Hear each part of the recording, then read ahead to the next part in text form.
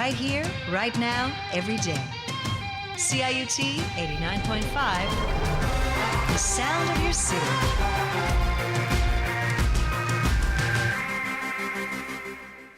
Hey, good evening and welcome to HOWL. This is your host for the hour, Nancy Bullis. We're coming at you live from our studios at Hard House for this holiday season 2016.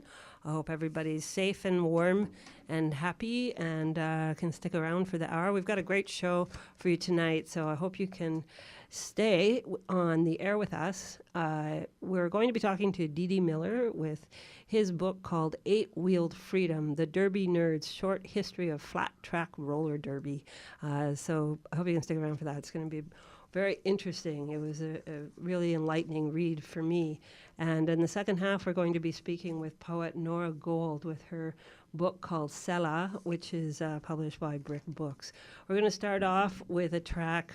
This is Pat Kelly with Andre DeBoer, I believe. And this is called Me and My Machine. We're playing some tracks from a CD that Michael Osh from Beach Digital Media put together after Nick passed away to celebrate his work, and invited many of the artists that he knew to be part of the project. So this is one of them on CIUT 89.5 FM, and we'll be right back with D.D. Miller on CIUT.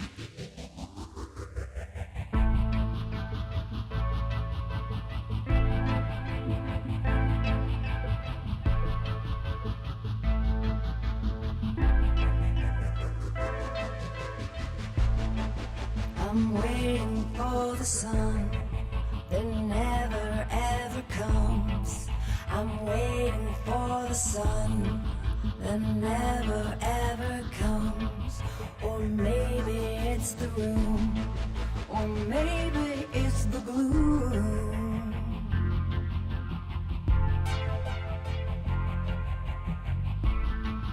Or maybe it's the sky.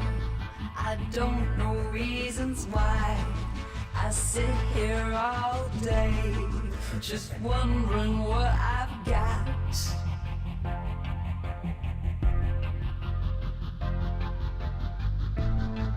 The time is so awake, I don't know what it is.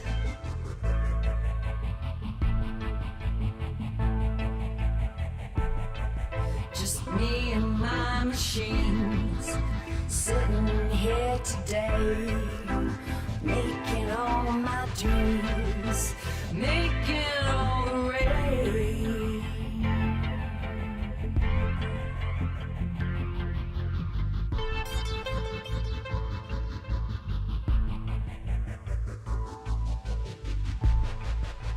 Making all my tea, making all my love, making me today what I really am.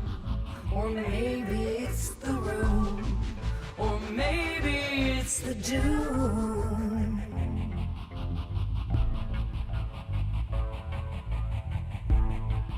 I don't know what to say, except I want to linger on.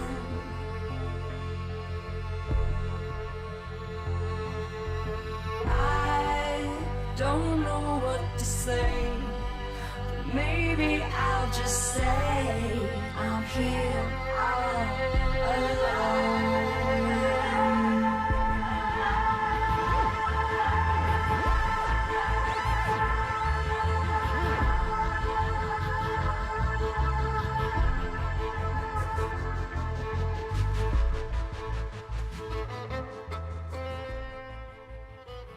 This is CIUT 89.5 FM. Nancy Bullis Greer in the chair tonight, and I'm very happy to have in the studio D.D. Miller, also known as Dave, who is here to talk about his book, Eight-Wheeled Freedom, The Derby Nerd's Short History of Flat Track Roller Derby, and this is published by Woolsack and Wynne. And just a little bit about the author.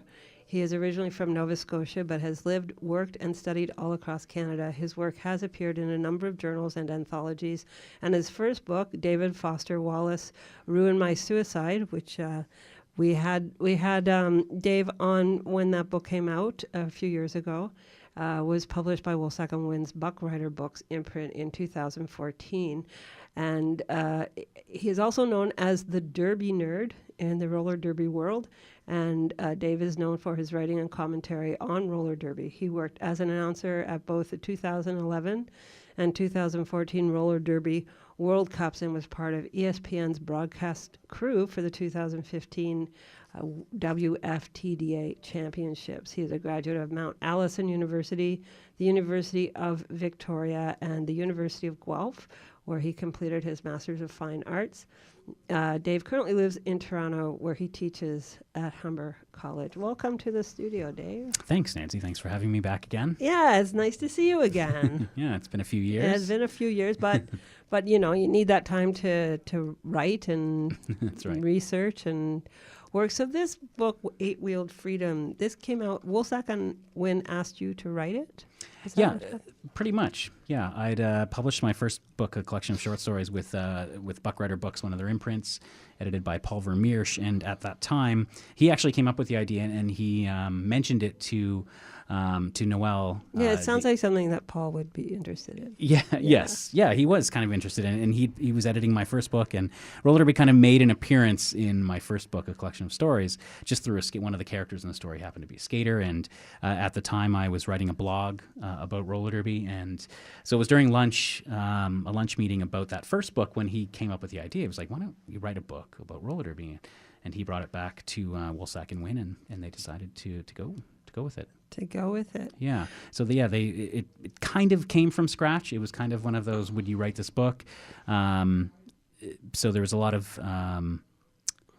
editorial insight right from the beginning, but I had a lot of material that I'd been writing about and dealing with on the blog, and thinking just kind of about the sport and about my approach to writing about it. Kind of had been built on the blog. Because that was one thing that struck me, is I thought each of the chapters could really work as a standalone. Yeah.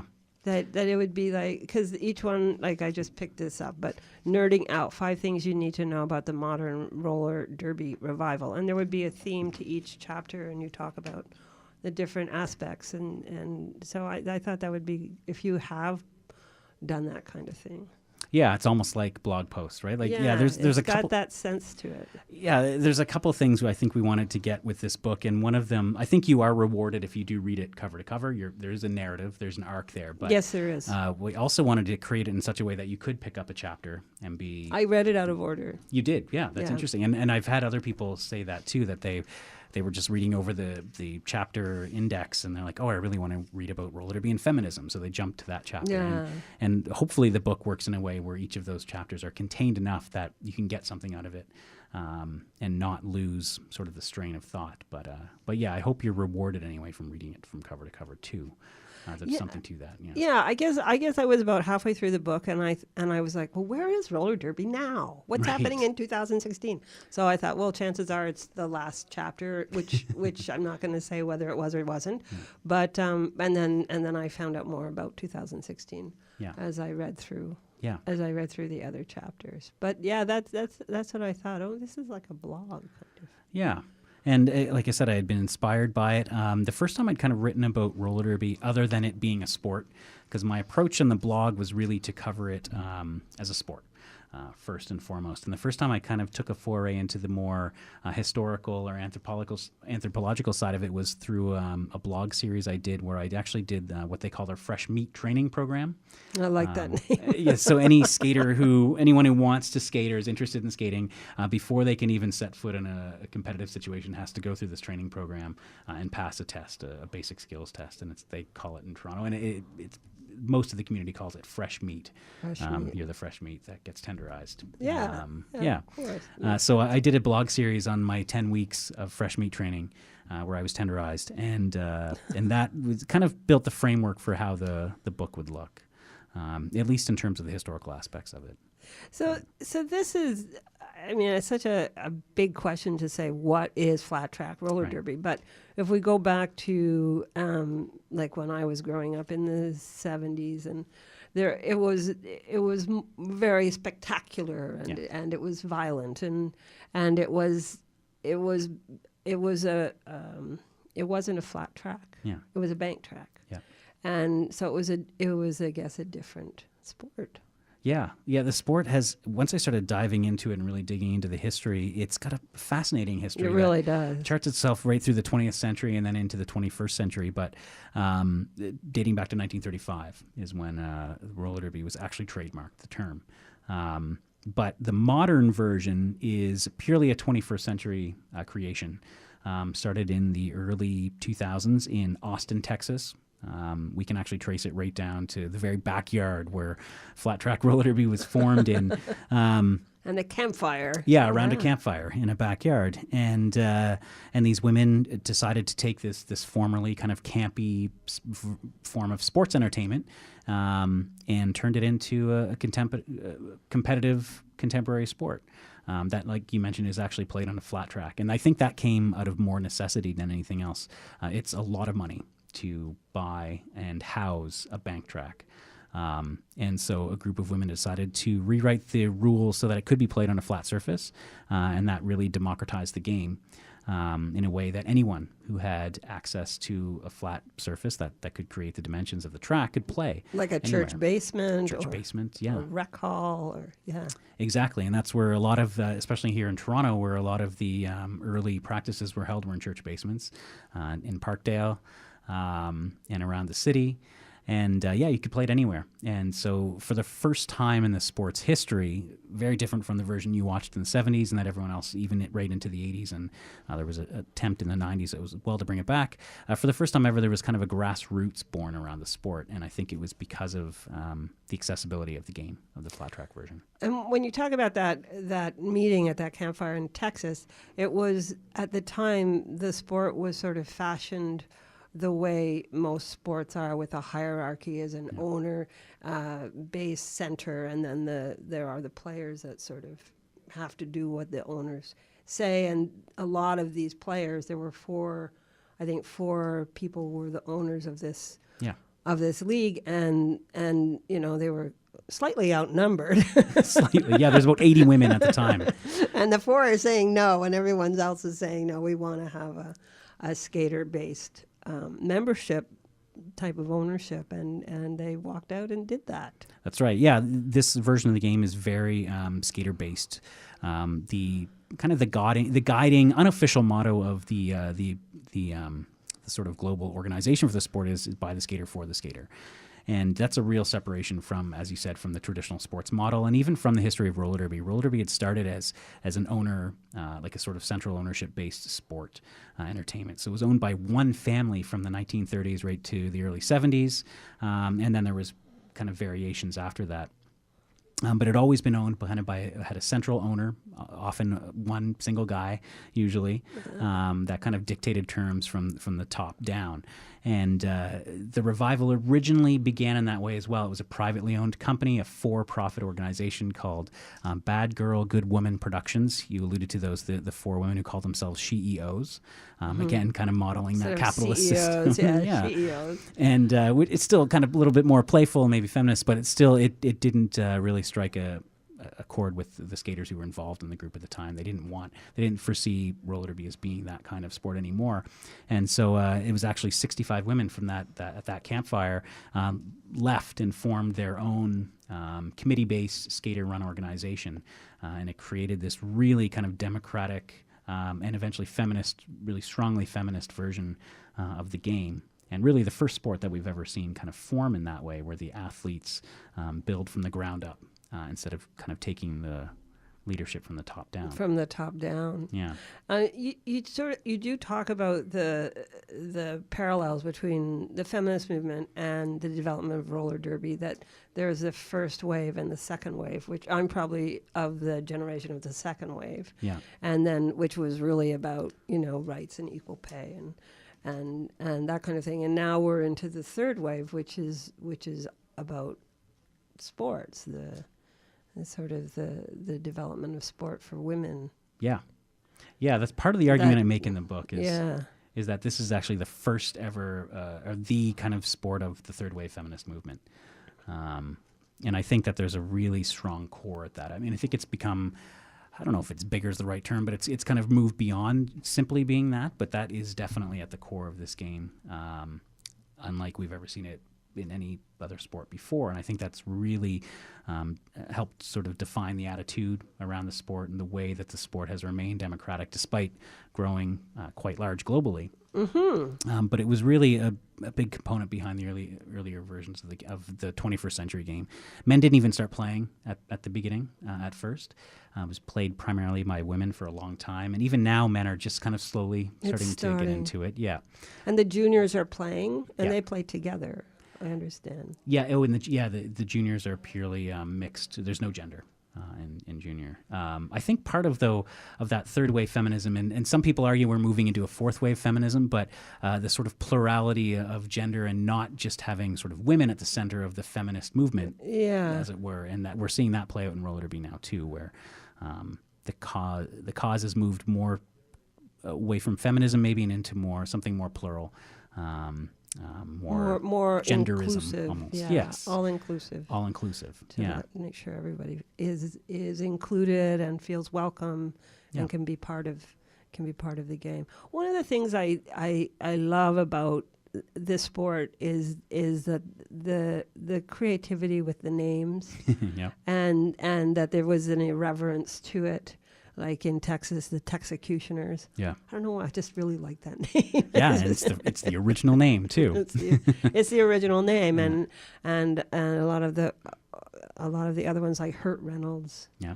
And like a play on Burt, only it's, I guess I'm Yeah, assuming that it's Burt Reynolds and some of the other, well, a lot of the other ones, and then as the sport seemed to become more, I don't know what, more sport and less spectator, I guess, that people started to actually use their real names as opposed to the like Oli Roller and some of the other, they would use their own names, like your partner Dawson. That's right. Yeah. Was probably the first one in Toronto to use her real name. She was, yeah, and it wasn't really a planned thing, but it's true. When the sport first started, there was, I think part of it was trying to recreate what sport is, what an athlete is, what it means, and part of it was, even though they were getting a little bit more serious, they were still aware of the idea of the spectacle and making almost a spectacle of mainstream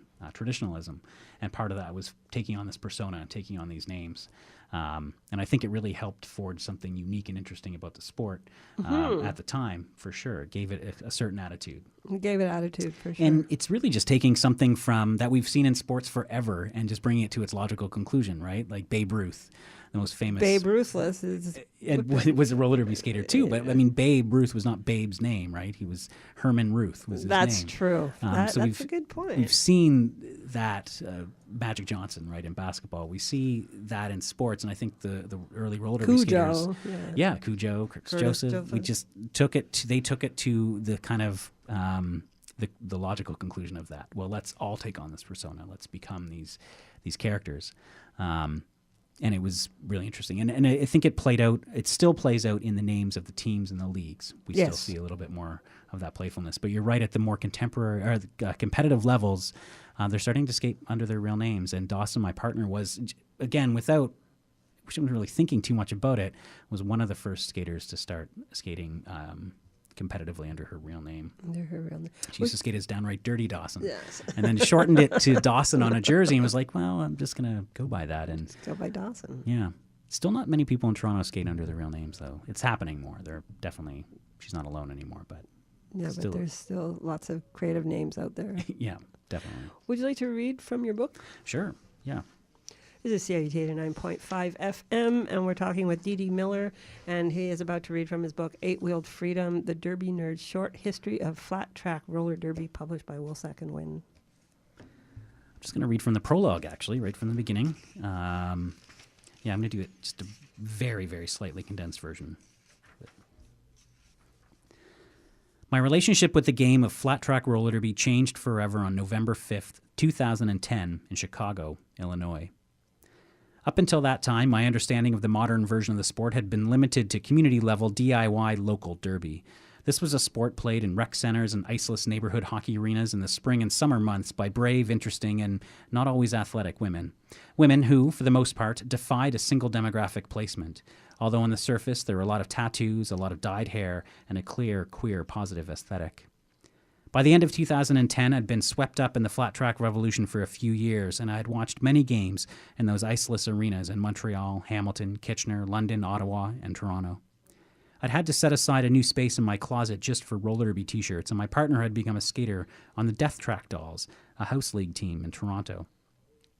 I'd begun to write fairly regularly about the sport, took road trips just to see games, and had done some online color commentary and play-by-play in Montreal, and was lined up to announce Toronto's locally televised house league championship game. I even had a derby name. Basically, I was as big a Canadian fan of roller derby as you could find, but even in the comparative isolation of the Canadian roller derby scene, I could tell something was changing that fall. When Drew Barrymore's roller derby revival film Whip It had premiered at the Toronto International Film Festival a year before, I'd seen thousands of people cram young Dundas Square in downtown Toronto to rub shoulders with the film stars and watch an exhibition roller derby game. Although the film dealt with a small, independent bank track league in Austin, Texas, after the film's release, North American women of all ages were Googling roller derby, finding their nearest flat track league and buying fresh meat gear packages from the handful of derby retailers selling them at the time. The larger community that supported the game was just beginning to open up to Canadians. Within the past year, both Montreal and Hamilton had become the first non-U.S. members of the sports governing body, the Women's Flat Track Derby Association, known as the WFTDA. Though still in its infancy, the WFTDA also ran the closest thing the sport had to a professional league, annually organizing its members into 4 10-team regional playoff tournaments, where teams vied for an opportunity to play in what had until then been called the National Championship Tournament. With the rise of sites like the Derby News Network, DNN, Derbytron, and Flat Track Stats, I could now follow along with the growing rivalries of the sport's top teams, and I was getting to know the key staters in the slowly expanding star system that resides at the heart of any sport. Glued to my computer screen and the Derby News Network's expanding broadcast of the regional playoffs, or boutcast in Derby lingo, my understanding of the game and the breadth of its growth was expanding rapidly. I'd become a big enough fan of the game that when I heard that champs were going to be held in Chicago that year, I jumped at the opportunity to see the sport played at its highest level and by its best practitioners. So, on November 5th, 2010, I walked into the UIC Pavilion in Chicago for day one of the 2010 WFTDA Championships, nicknamed the Uproar on the Lakeshore. Although it was early on in the tournament, there were thousands of fans crammed into the lower bowl of the pavilion. Vendors were hawking their wares on the concourse, and beer and popcorn sellers were squeezing their way through the face-painted sign-sporting fans in the seats. It was like walking into any North American sporting event, only in the center of it all was a blue sport court flat track, and skating around it were 2 roller derby teams. The Bay Area Derby Girls, from San Francisco and the Bay Area, and Austin's already legendary Texecutioners, the founders of the modern revival, were well into the first game of the tournament.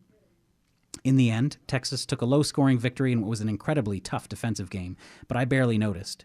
I spent most of that first day staring in amazement, my neck swiveling in wide circles, attempting to take it all in, to figure out what it all meant. This was big arena roller derby, being played in a venue and for a crowd that was unprecedented in the 7 years since the revival of the sport.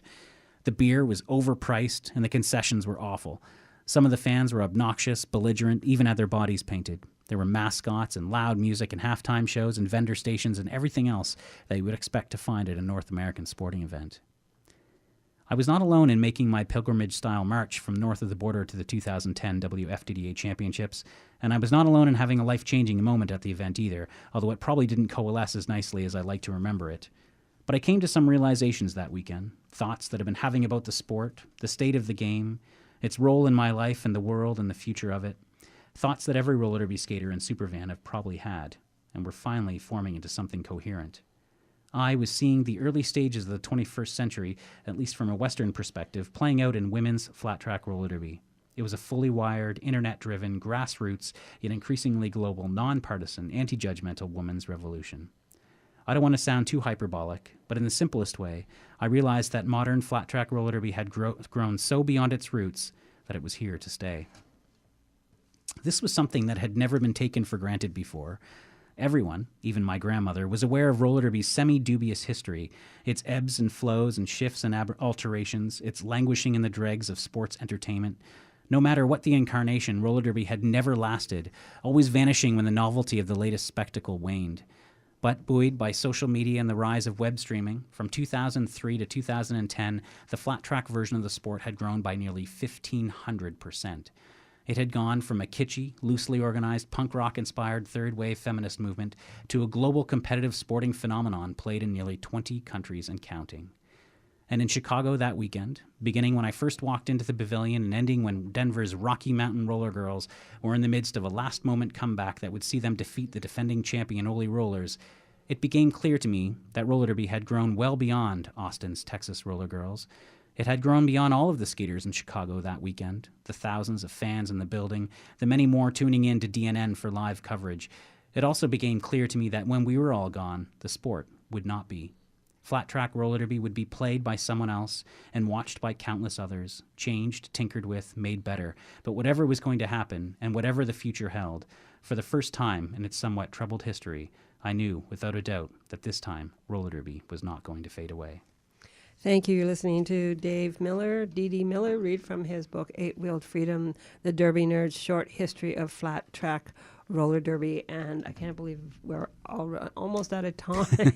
Went by so quickly. It did. I was like, what? What time is it? It's a really interesting read, and now I want to go see a game. Yeah. And where does one go? How do you find out more about this sport? Well, in Toronto as a spectator. Specifically, yeah. You can go to torontorollerderby.com to find out information. But the first game of the House League regular season, I mentioned that in the prologue, is coming up on January 21st. So the House League generally runs from about January to May. There's 4 teams that play in the Toronto House League. And January 21st is the first game of the season. It'll be a doubleheader, so all 4 of the House League teams will be playing. Wow. And they play up in Downsview Park. At an old munitions bunker that they've converted into a flat track roller derby venue. Wow. Yeah. And how much does it cost to? $12 to get in.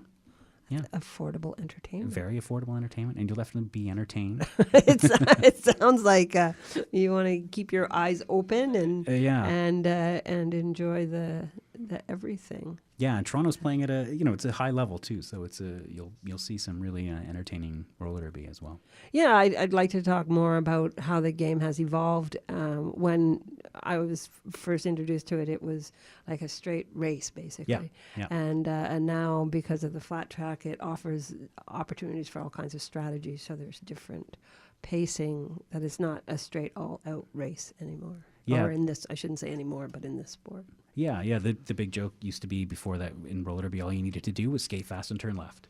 Yeah. And try to stay upward. But and now, when you took down the bank on the track, it really slowed the game down. Became much more of a lateral game. In sports lingo, it became more of an east-west and less of a north-south game. Right. So you're playing the width of the track a lot more, and controlling the pace has become more important than just speed itself. So knowing when to slow the pack down, when to speed it up, has really become a key part of the game. And I think it's I still love the old roller derby, especially in the 60s when it was still, before it had really fallen into full theatrics. It was a really interesting game, really competitive, really athletic, but I'm a little bit more interested in the way that the sport is played now. I just find there's a lot more strategy to it. One interesting thing about the game is that they're playing offense and defense at the same time. Like both teams are scoring simultaneously. So the strategies are constantly shifting, like literally by the moment, depending on where the scorers are on the track. So it's a really interesting, kind of complex game. Simple in its basis. One skater on the track is trying to lap the opposing skaters to score points. That's it's as simple as it gets, but doing that is challenging. With the defense being easier said than done. Yeah. And the different rules that they have to follow. Yeah, basically the contact is very similar to hockey. So whatever is legal in hockey, shoulder checks, hip checks, are all legal in roller derby as well. And the rules have gone through an evolution as the players sort of started strategizing and working with the rules at the time. And then I guess that's like in any development, you sort of look at what you want in the sport and what is safe in the sport. Yeah. And what really slows the game down. Yeah, absolutely. And traditionally, where the sport had been, even at its most competitive, it had been a sort of single league, single ownership, kind of traveling roadshow of a sport. So there was a lot of incentive for the skaters themselves to kind of keep the games interesting, keep it tight. But once you sort of took away the constraint of having kind of a single ownership league and you had different competitors facing off against each other, the skaters became very adept at finding loopholes in the rules and exploiting those strategies. So it really forced the Women's Flat Track Derby Association, the governing body of the sport, to tighten up what those rules were, tighten up those loopholes. And now the rule book looks like a rule book of any sport you'd see. Yeah. But still smaller than baseball, or definitely than baseball. Yeah, baseball's I actually, as I was writing this book, I downloaded the PDFs of the big North American sports, and basketball is about the same length as roller derby in PDF form. So they're about the same. So they're about the same as basketball. Yeah. And your book is out now. Yep. And do you have a website? Oh, you do have a website. Yeah, well, I write at derbynerd.com, 8wheeledfreedom.com, though you can find out information about the book. But I write at derbynerd.com. You can read about the book and kind of about the sport of roller derby through a Canadian perspective. Yeah. Well, all the best to you, and I'm sure you'll keep writing and enjoying roller derby. Yeah. Thanks very much, Nancy. It's a pleasure to be here. Nice to see you back on HOWL. Thank you. This is CIUT 89.5 FM. Thank you very much to D.D. Miller for coming in to talk about his book, 8-Wheeled Freedom, and it is published by Woolsack and Wynn. And I'd like to thank Chris Cabasoso and Sean Plunkett for teching tonight. Thank you so much, guys. And we're going to take a break for some word from our sponsors and another musical track, and then we'll be right back with Nora Gould to talk about her poetry book, Selah, on CIUT 89.5 FM.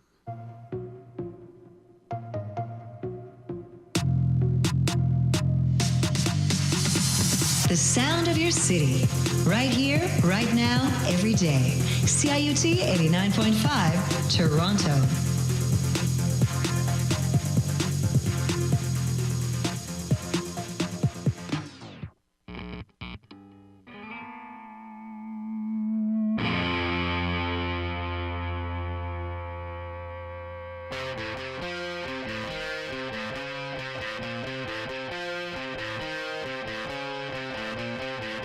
Remember when you were young and you felt the power to save your whole town. And bullies tried to land punches, but they would fall down. Reality is that kryptonite, weakens and breaks down your strength body out. That's when they come to prove to you you have no power.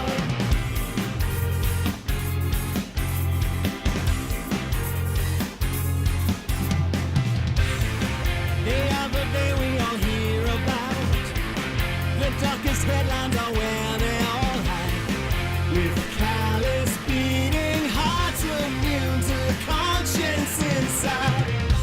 'Cause every single lie they view just like planned obsolescence, some kind of planned obsolescence.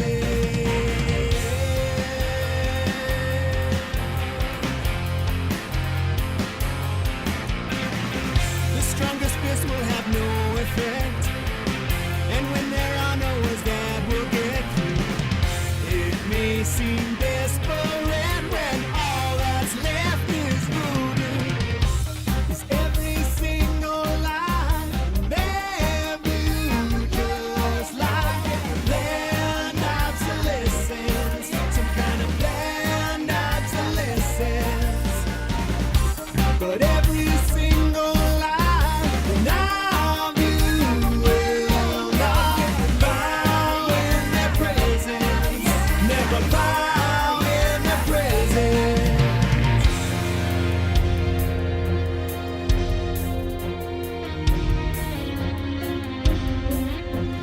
much for superstition, but pinned down with frustration. Consider this verse a simple curse.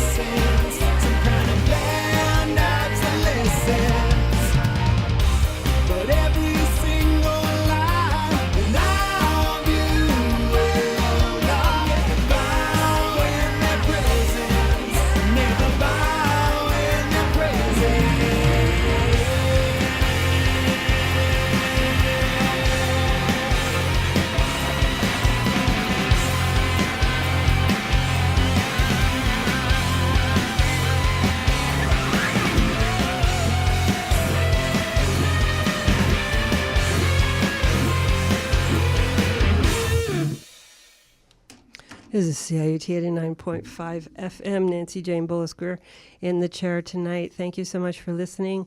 Valentino Ascenza will be here next week. And I believe that we have Nora Gould on the phone from Alberta, where she ranches with her family. And her previous poetry collection, I See My Love More Clearly from a Distance, was published by Brick Books in 2012, and this book is also published by Brick Books. Hello, Nora. Hello, Nancy. Hi, how are you tonight? I am well. How are you? I'm good, thank you. It's a little cold here, but it's Christmas time, so holiday time. And how about Alberta? We're having a little Chinook. Oh, nice. Yes, it's very nice, except the wind comes with it. Oh, well, I guess that's true. Can't have a Chinook without the wind. Mm-hmm. So thank you for being on HOWL. I'll just read a bit about the book from the blurb on the back. Award-winning poet Nora Gould's second collection is about living with a husband recently diagnosed with frontotemporal dementia. It's about incremental mourning, about the looking back and the imagining forward, about saving what cannot be said, the wayfaring bush and its shadow. It's about finding a way through all this, the palette darker than I'd planned, in quotes, yes, but also shot through with humor and care, crafted with both frankness and decorum. And this book, have you been working on it for a while? It's a long poem. It is one long poem written in fragments. I started these fragments probably late 2011, early 2012. Mm. You make mention of Brahman. Is that Brahman the poet? Brahman? No, that's my daughter. Okay. Okay. And But were you referring to Bronwyn Wallace? I was. Yeah, she's wonderful. I met her once, and I was and I've heard her read, and yes, she was wonderful. Mm-hmm. Just a really nice person and a great poet, and greatly missed on the scene for sure. For sure. Yes, she did have an influence on our choice of name for our daughter. Oh, that's nice. Have you been writing for a long time? I started writing around, I think now they call it middle school. Okay. Grade 7, grade 8. Oh, wow. So most of your life you've been writing. Yes, yeah. Did you when you wrote this long poem? Did you know it was going to be one poem? Fairly early on, yes. At first I'm just writing notes wherever. I'm kind of bad for writing on my overalls if I'm out working, or writing in the feed book if I'm in the tractor. So, until I started gathering my notes, then I realized that I was into one long poem. And it weaves back and forth with your husband, and I guess the progression of the dementia, and then also with being on a working ranch. Yes, and there are little bits also about my mother and a fellow who I call him Georgie. He worked on our ranch for over 40 years. Oh. And so we were learning that he had dementia and we needed to get him moved into a lodge. And my mother was dying of Alzheimer's. And my husband was waiting for his tests. So those all overlapped. It was a difficult time. Yeah, it was interesting. Oh, boy. Yeah. Would you like to read from your book? Sure. Did you have something in mind, or? Whatever you would like to start with would be... Okay. How long do you want me to read? Roughly. Roughly, I think with something like this, maybe for 7 minutes, 5 to 7. Sure, I can do that. I think that this with your book, it lends itself to that. Okay. And am I saying this correctly? Selah, Selah, Selah. I call it Selah. Selah. I listen to Hebrew speakers say it. And what does Selah mean? Well, we don't actually know. Okay. But, boy, I had notes on that, too. It's found mainly in the Psalms, and it could be a musical notation or a liturgical notation for worship. Oh. And some people think it means that you should pause, and some people think it means something closer to, and so it is. Wow. And so I think that whether it's musical or means, and that's the way it is, it fits with the material. It fits both ways. Mm-hmm. Selah. Yes.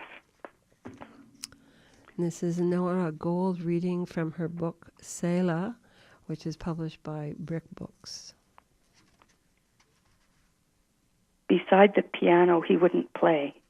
His fingertips all slipped into shallows between my ribs, drafted the longitude of my mid-axillary lines from the depths of my fosse. Yes, my armpits where I sweat, down my torso. He pressed as though to enter. And this was a hug. Breathe. There is air in the room. Refusing supper, he took a handful of almonds, silent, awake. In the morning, he said, I think you and the kids should decide together, not to avoid making my own decision. It's because the doctor told me I can't see myself. Maybe it's time to move on, give up driving. Or maybe I could try for a limited license. Then I could check the cows, take them salt, be useful.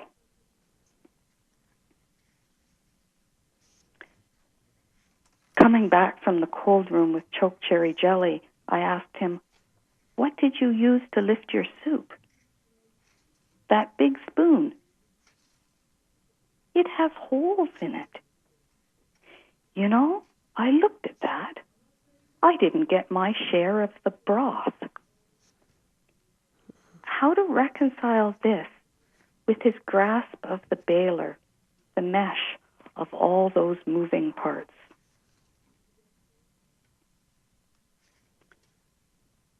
He asked how much spaghetti to cook. I stood beside him, peering into the pot. First, you need more water. Why? Right then, I couldn't name this harbinger. Away from home and having Rob to talk to, bless him, I recognized the turn, the new trajectory.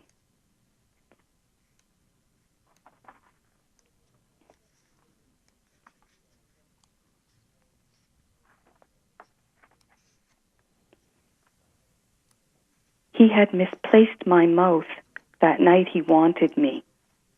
Even I couldn't discern this as because of something I did or didn't do. This was not long before the potato pails. Everything happened before or after. Wind blowing around markers themselves alluvial. I set that night aside, next to the candles above the pegs where we hang our jeans.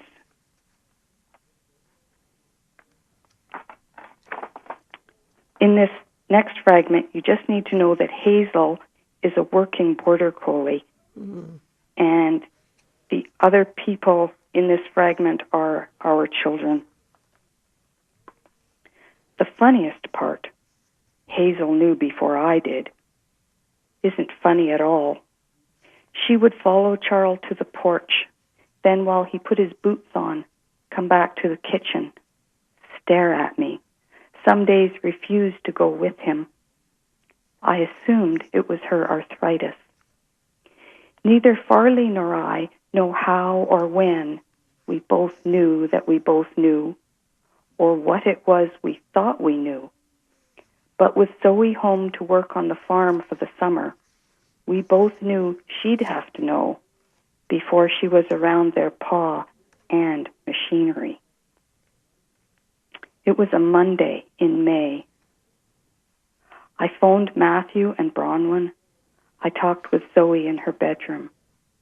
The slightest pause, she said, I saw without seeing.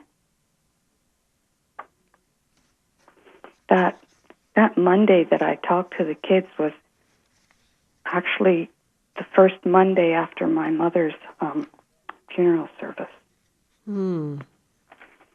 That's not in the book. No. Just an aside.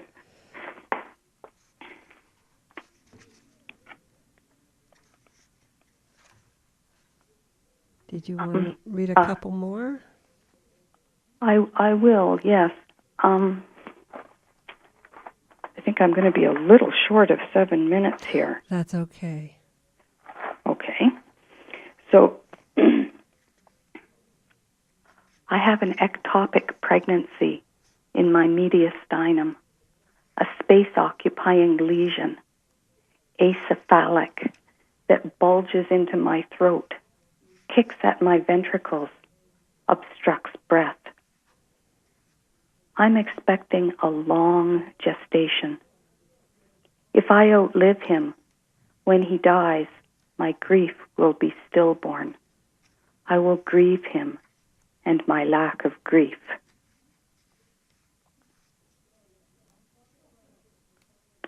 Is that enough, or do you want me to read another one or two?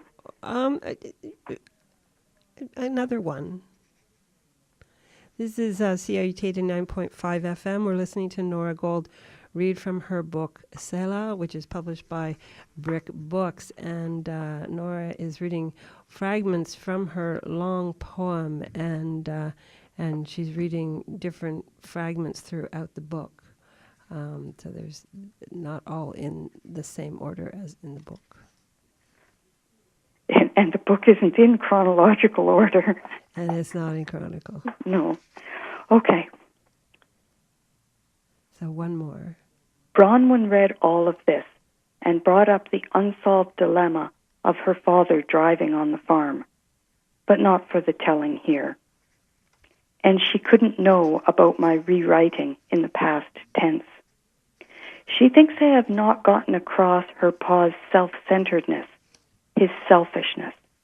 To hell with us driving 11 miles home behind Farley, barefoot and wet in the tractor, minus 40 and a wind, his overalls solid in the truck box.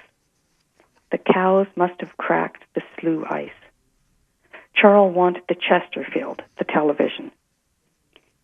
His irritability, everyone at table with him nauseous. I have to stay ahead, have things ready. His pillow in its case before his bedtime. The undercurrent of violence, his volume, his throwing whatever is at hand. Bronwyn cites incidents. That day somehow nothing broke, not even his glasses. And the first time he turned on Zoe, I couldn't stop him. Her whole body trembled, and Matthew said, he was like that with me this morning. His years of gradual change from himself to this became unmuddied. I hadn't always been at fault. He wouldn't hold my hand or look at me after the appointment. At home, he asked me, am I allowed to know my diagnosis? Thank you. You're listening to Nora Gould read from her book, Selah, which is published by Brick Books. And have you done many readings, Nora, for this book? I've done 4 so far. I read at the University of Regina and at St. Peter's, which is east of Saskatoon. And I was really privileged to read at 2 book launches for other people, one in Guelph and one in Halifax. Oh, wow. So you've been traveling on a book tour. I've put a few miles on. Yeah. Do you have any upcoming readings? I'm reading in Victoria and Vancouver in March, and next June I'm reading at the Single Onion in Calgary. Oh, what a great name, the Single Onion. Yes, I'm really looking forward to it. And is information about this all posted at Brick Books? It might not all be up there yet, but it will be. But it will be. And do you have a website? I do not. But they can find it at Brick Books. Yes. And are you writing on anything now? Do you always write? I got that sense. It's always going on in the background, yes. I figure if you're writing in feed bags and on your overalls, it's part of you. It is, and it really is easier for me to write when I'm working. Oh, that's interesting. Well, I tend to do a lot of repetitive work, and then all I have to do is turn the radio off and keep working, and it just comes gives out. that space in my head.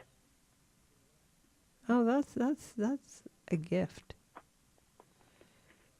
One thing that I think is kind of interesting is my 2 books stand alone, but there are definitely shadows of Selah in my first book. I See My Love More Clearly from a Distance. That's a great title. And when I wrote all of that, I had no idea that my husband was developing dementia. But when I look back and read pieces from there, I can say, oh, wow, you didn't recognize that, did you? Wow. It's revealing to me.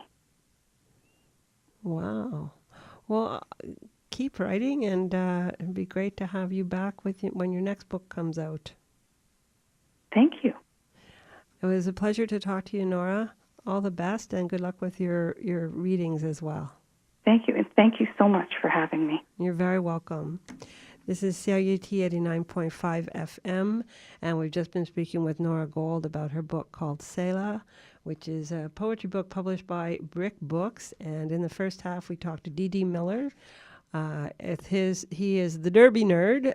Eight-Wheeled Freedom is the name of the book, the Derby Nerd's Short History of Flat Track Roller Derby, and that's published by Woolsack and Wynn. And we're just going to close out with another musical track. And just to recap, the first one was Andrea DeBoer with Michael Ratt on bass, and that was Nick Beats' CD When You Awake from the Dream of Me, and that was called Me and My Machine. At the halfway mark, we listened to a track from Miles Silver from his debut release called Simple Curse, and we're going to close out with Pat Kelly with Laura Fernandez background vocals and Michael Osh on lap steel and percussion. And this is again a track written by Nick Beat and on the When You Awake from the Dream of Me. And this is called Goodnight Girl. Again, thank you to Sean Plunkett and Chris Cabasoso for teching tonight. Please stick around for Great Canadian Radio with Sex City at 11 o'clock. And this is Nancy Jane Bullis-Greer saying thanks for listening. Please remember Lights on Bikes. Valentino Asenza will be here in next week, and I'll be back in 2017. And oh, by the way, this is my 17th anniversary of hosting HOWL. 17 years since 1999. December 12th, 1999. And so thanks to everybody at CIUT, and have a great night, and I'll be back in the new year. Cheers.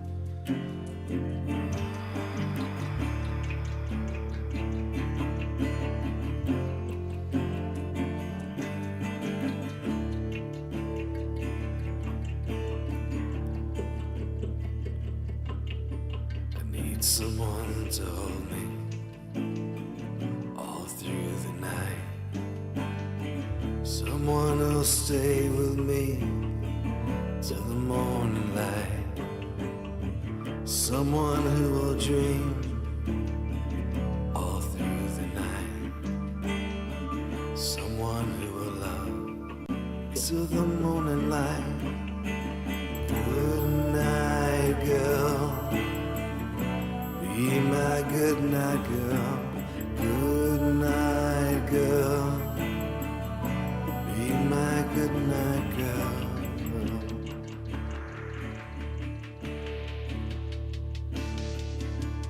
I need someone to stay with me all through the night.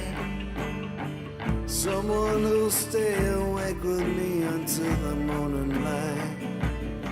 Well, I want you, girl, and I need you, girl, all through the night. And I want you now to hold me, girl, all through the night.